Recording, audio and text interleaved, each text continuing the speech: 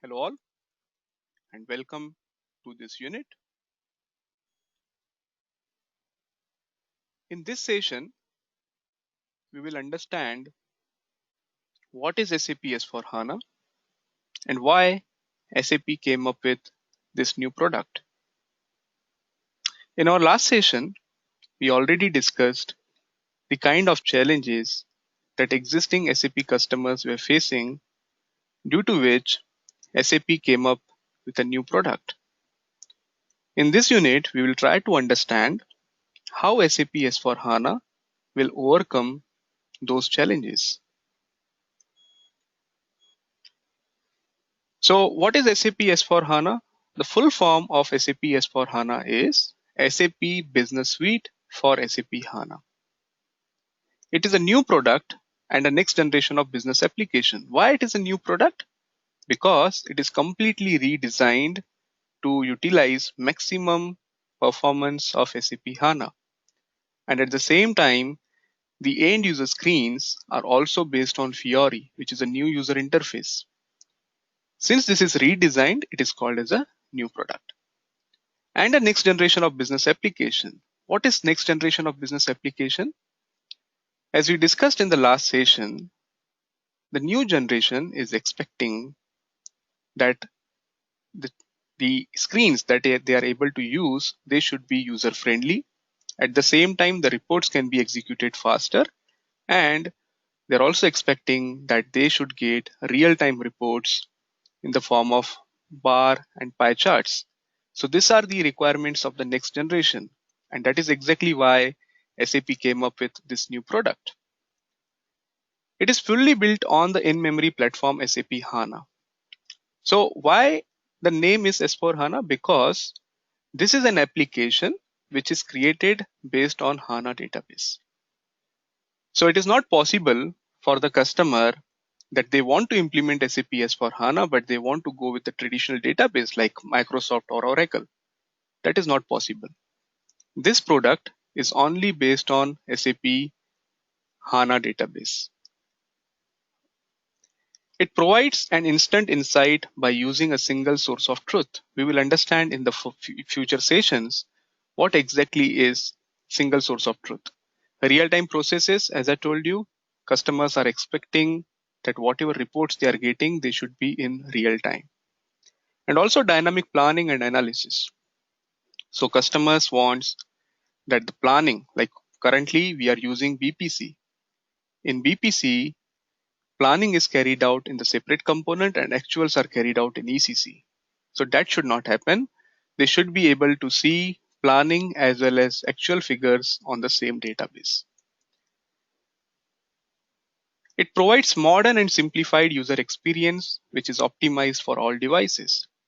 So SAP S/4HANA is going to use new user screens which are created on SAP Fiori, which means you can be able to perform the transactions in a very simpler way. That too, you can use your mobiles, your tabs to perform the transactions. So it is suited for all the different kind of devices. Also, it reduces the data footprint of your company by removing the aggregates. What are aggregates? I'll be giving you some examples in the future sessions, but let me tell you what is data footprint. So in our last session, I told you big data explosion. What is big data explosion is? There is a huge amount of data which is getting stored in the database. Now, how can we make sure that the amount of data we are storing in the database is minimum? We need to make sure one thing, that data should not be redundant. What is redundant? I'll give you an example. You are using your mobile device which is having 64 GB of memory, which is having 64 GB of external storage. Now, if you save same song 3 times, are you utilizing your database properly? No, you are not utilizing your memory properly. You are unnecessarily storing same data 3 times. That is exactly what is happening in SAP ECC system. There are a lot of places where the data is redundant. Same data in different forms is getting stored. So with SAP S/4HANA, SAP came up with the concept of removing the aggregates. We will discuss what are the aggregates. For now, let's understand the example is Faggle FlexT, which is a table which is storing the totals. Apart from the line labels, we are also storing the totals. But the concept here is if the line items are already available, why not system can perform the totals at the time of execution instead of storing the totals in the separate table, right? So if we just remove the totals table and keep only the raw data and the calculations will be performed at the time of reports, we will again save a lot of data in our database. So SAP S/4HANA is making sure that there are no redundant data available in the system, which will reduce the data footprint, which means the amount of memory that is used by the database. Finally, it also provides you choice of deployment. So in our last session, I told you customers who are interested in going for SAP, they need to incur a lot of huge hardware cost because they need to purchase the servers, they need to purchase the networking devices and all. And there are many small vendors outside who are already providing the cloud option, which means customers can reduce their hardware cost if they go on cloud. So with SAP S/4HANA, even SAP has came up with two different options. One is on-premise, which means the traditional way. You can purchase the hardware and deploy SAP on your own premise. Second is on cloud, which means if you are not able to afford the hardware cost, you can go for cloud-based solution. Just keep one thing in mind, it is not only about cost. There are some big differences between on-premise and on cloud, which we are going to discuss in detail, but just don't restrict yourself that because of hardware or because of the huge cost, customers will go for cloud. There can be the other benefits also if they are going for cloud. And hybrid is mix of both. So if you are using different components, let's say if you are using separate SAP system for two different entities, one of the entity can be on cloud and another entity can be on premise, and you can create an interface between these two entities. That kind of scenario is called as a hybrid scenario. So these are some of the benefits of SAP S/4HANA over the traditional SAP ECC system. Now, before we go ahead, let's try to understand the journey of SAP S/4HANA, how it has evolved and what we can expect in future. So SAP in around 2008 or 2009, or maybe even earlier than that, they thought, how can we improve on our process speeds? How can we improve on our reporting speed? And the answer that they got is the current databases that they were using, because you must be knowing before 2011, SAP don't had their own database. If you implement SAP, there are very high chances that you are going to use third-party databases like Oracle, Microsoft. So they realized that the traditional databases which they were using with SAP application, there are some limitations on those databases. And that is the reason they thought, why don't we come up with our own database which will solve all these limitations? Why don't we design our own database? And that is exactly what they have done.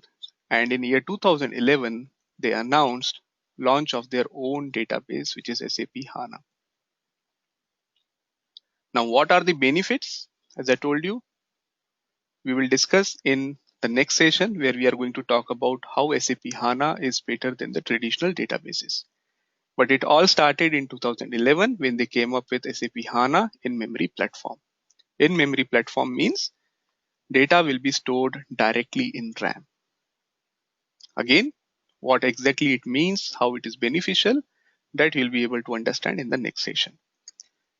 And then in 2012, They utilized this HANA database to come up with the first application from SAP. So the first application from SAP was not SAP ECC. It was SAP BW, which was redesigned for SAP HANA. So SAP tried SAP HANA database first time on SAP BW. So they came up with SAP BW powered by SAP HANA in 2012. And then after the success of BW, they even came up with SAP ECC EHP7 on SAP HANA database in 2013. So SAP Business Suite powered by SAP HANA is not SAP S4HANA. It is SAP ECC EHP7 on HANA database. Just be careful about these wordings. SAP Business Suite powered by SAP HANA is not SAP S4HANA. It is SAP ECC system using SAP HANA database. SAP Business Suite for HANA is S4HANA. So be careful about these two terminologies. Then after 2013, SAP made use of HANA to simplify financial processes. They only simplified financial processes in the earlier version. As we know, SAP consists of different areas like financial areas, logistics areas, HR areas. But with the thought of simplification, everything cannot be done at once.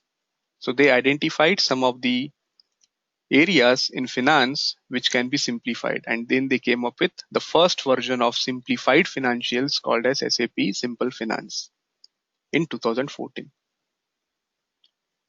In 2015, they finally came up with simplified version of SAP which not only includes the simplification in finance but also in logistics. So the core components like materials management, sales and distribution, production planning, they were also simplified in addition to simplified financials. So 2015, in the month of November, that is 15/11, was the first version of SAP S4HANA. This is how SAP S4HANA has been evolved. After that, we are in 2017 today. After that, there are different versions of SAP S4HANA which are available in market. We will discuss about all those versions. What is difference between cloud version? What is difference between on-premise version? All these things we will discuss in one of the session. We are going to focus only on different versions of SAP S4HANA. Now, what exactly is SAP S4HANA Enterprise Management then?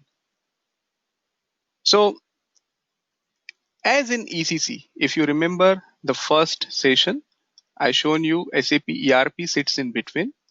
Then you can have SAP SRM, then you can have SAP CRM, SAP APO, which are surrounding the SAP ERP core system.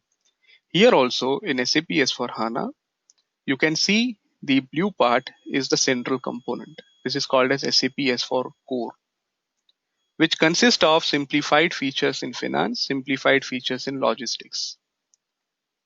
But as I told you, the new generation is asking for more flexible solutions like Ariba, Concur, SuccessFactor. So all these applications, they can be integrated with the core component. Okay, so core component will only include the core business processes like in ERP. But on top of that, you can use Concur, SuccessFactor, Ariba, and all other cloud-based technologies which are new in the market. Now the question is why we are not able to see CRM, SRM here. Are they available as the external components as they were earlier, or they are integrated within this enterprise management? The answer is, as of today, I'm talking about 1709. As of 1709, some of the features of CRM and SRM, they are directly integrated within the enterprise management. And the plan is in next 2 or 3 years, you will find CRM, SRM features will be all available in this core component. There is no separate need of installation of SRM and CRM because the features of CRM and SRM will be taken care by the core system plus this cloud-based technologies. So let's take an example of SRM. So today, if there are 10 features available in SRM, out of those 10 features, let's say 3 features are already available in 1709 S4HANA Enterprise Management. Remaining 7 features, some of those features are available in Ariba, and some of the features are not available even in Enterprise Management as well as in Ariba also. So for that reason, today you may need to install SRM also. But going forward, all those 10 features, they will be either available in the core component or Ariba, which means there will be no need of SRM in future as a separate component. Although the functionalities will be available, but those functionalities will be part of either Ariba or they will be part of the core S4HANA component. So in addition to your core component, you can use this cloud-based technologies. Like from HR point of view, you can use SuccessFactors. From procurement point of view, you can use Ariba. From financial point of view, you can use Concur. From marketing or sales point of view, you can use Hybris. So in addition to the core component, this is called as a digital core, or you can call it as a SAP S4 core system. You can integrate this S4 core system to different lines of businesses. These are called as lines of business. Ariba, Concur, SuccessFactors, these are all LOB solutions. Now, is it mandatory that you need to implement all? Obviously not. Only mandatory thing is you have S4 core component. All other things, it depends upon your requirement. So if you want to use Ariba, you can activate it. If you want to use SuccessFactors, you can activate it. If not required, you can just continue with the core S4 HANA system. Now we know what exactly is S4 HANA. But also we need to understand how SAP S4 HANA is possible. What are the 3 key enablers which are making S4 HANA possible?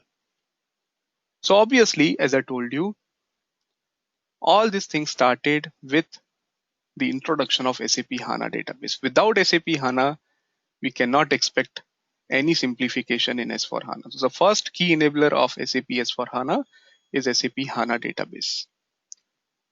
The second key enabler, the second pain point was customers were complaining about the user screens. So SAP Fiori is a second key enabler, which is making it possible for the users to perform their transactions in a simple, easy to use screens.